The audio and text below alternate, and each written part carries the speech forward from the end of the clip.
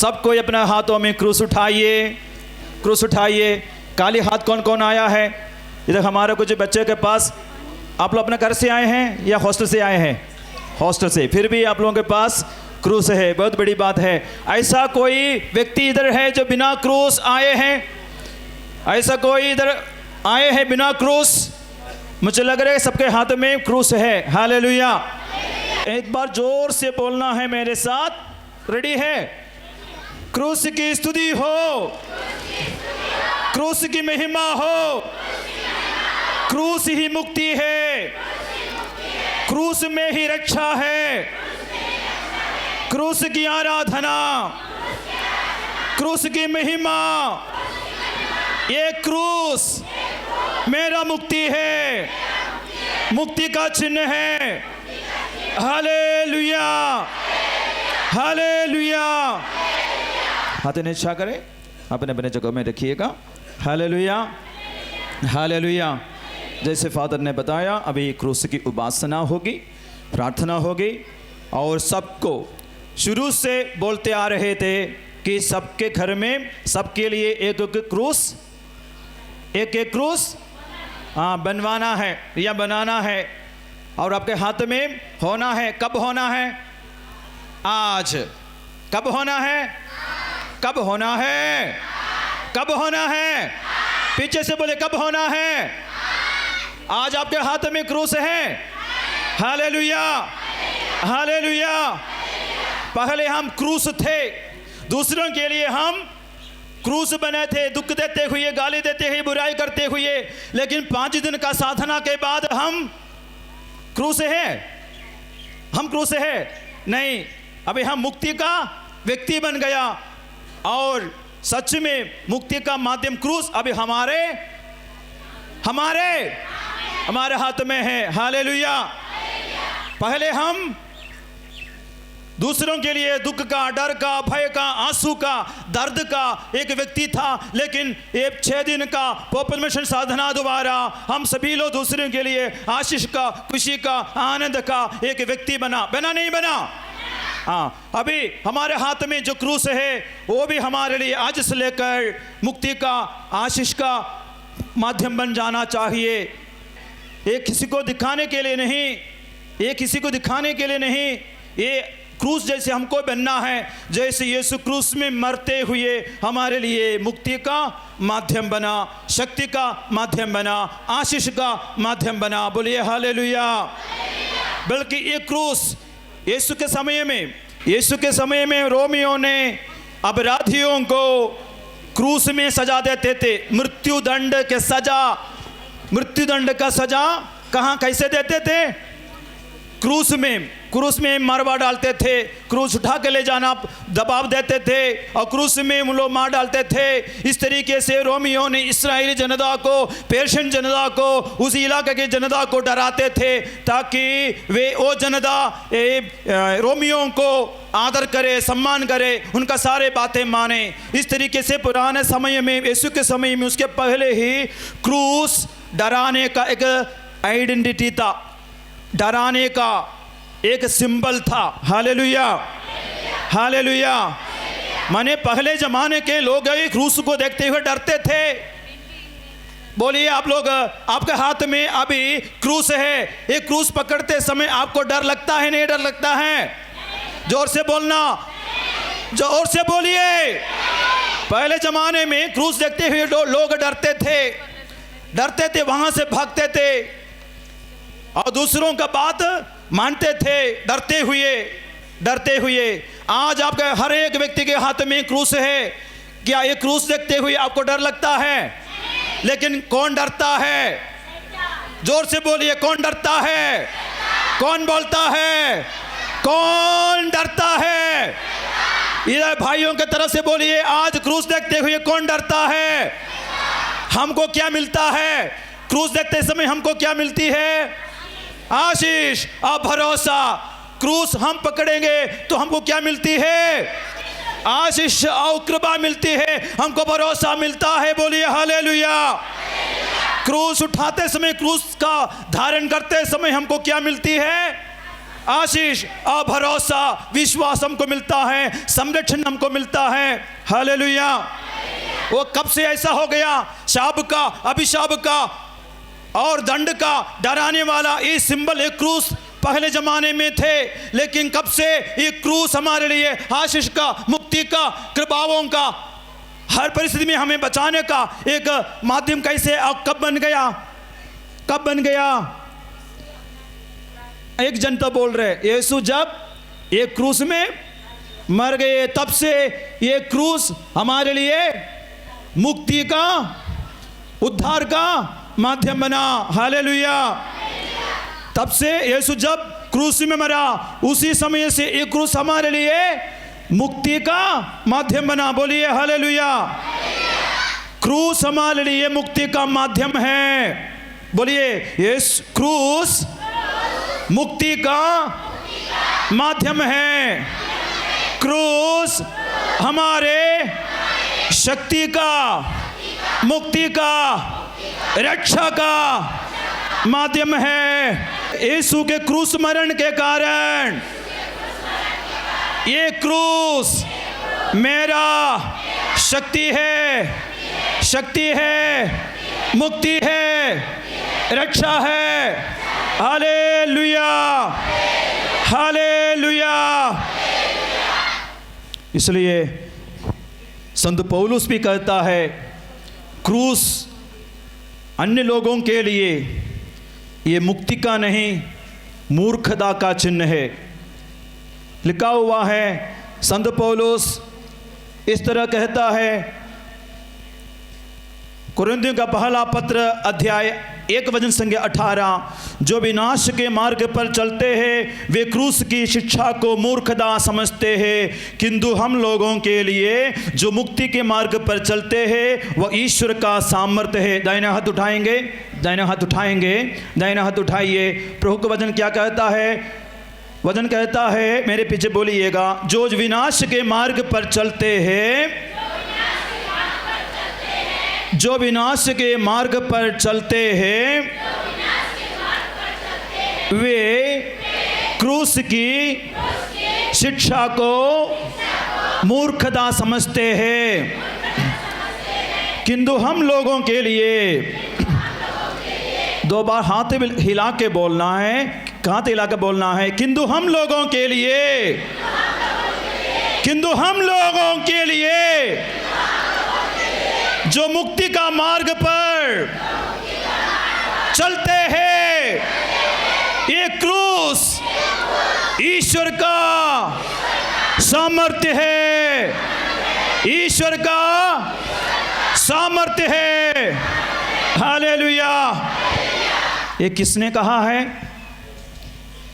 संत पौलुस, जिन्होंने ईसाइयों को पहले मारते थे, सजा देते थे, क्रूस का सजा देने में वो ज़्यादा प्रभाव डालते थे, ईसाइयों को सजा देते थे, विश्वासियों, मसीह विश्वास को सजा देते थे, क्रूस की अवहेलना करते थे, यीशु की अवहेलना किया, ईसाइयों का भी अवहेलना किया, क्रूस को निरर्थक मानते थे, दंड का चिन्ह समझते थे।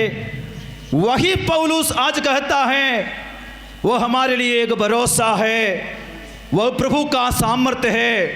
हालेलुया।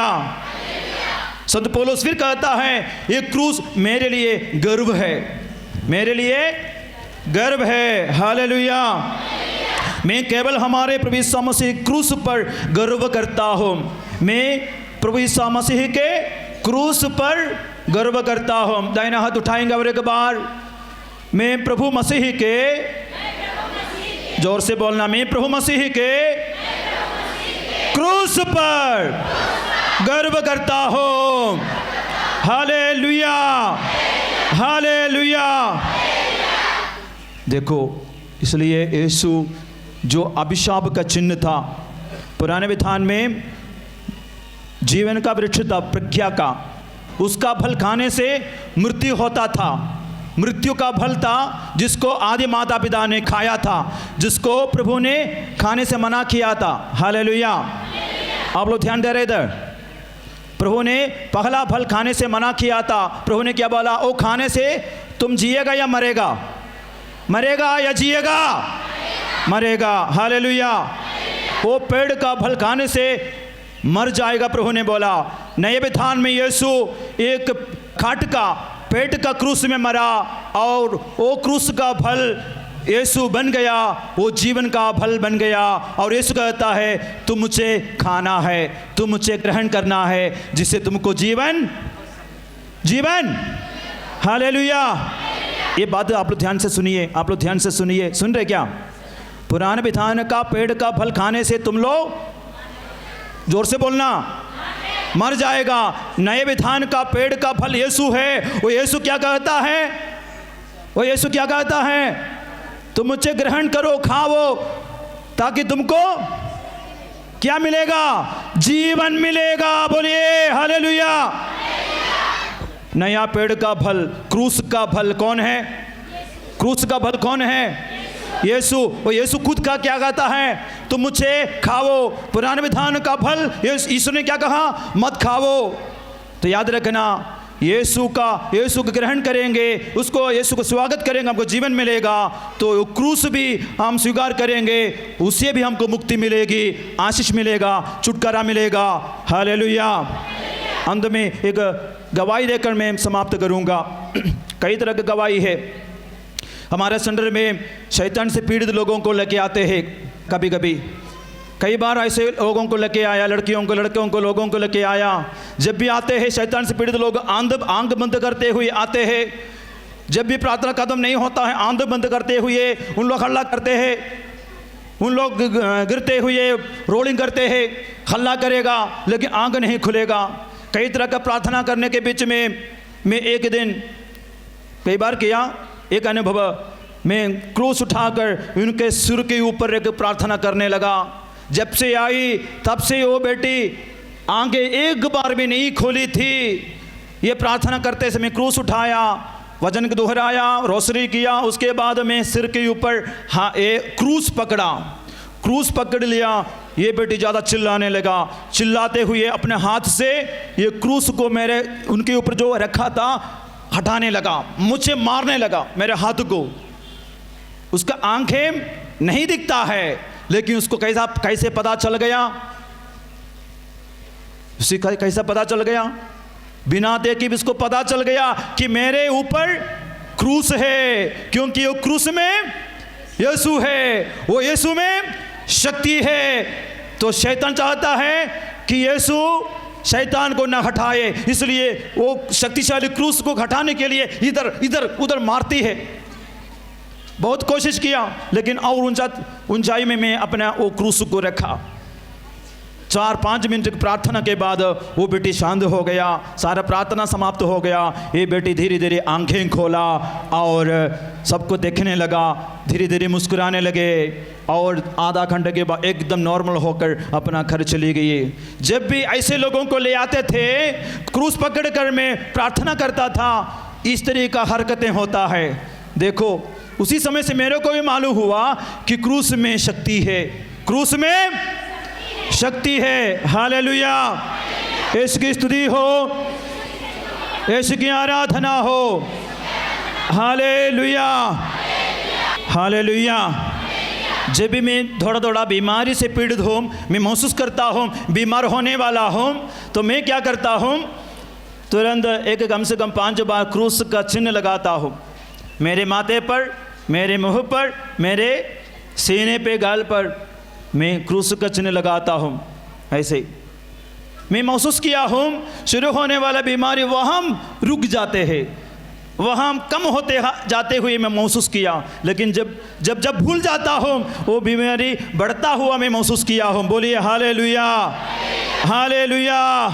मैं यूपी में था, वहाँ में आंधी तूफान आया, इतना ज़ोर से आया तो हमारे लगा हुआ धान और गेहूँ गिरना शुरू किया।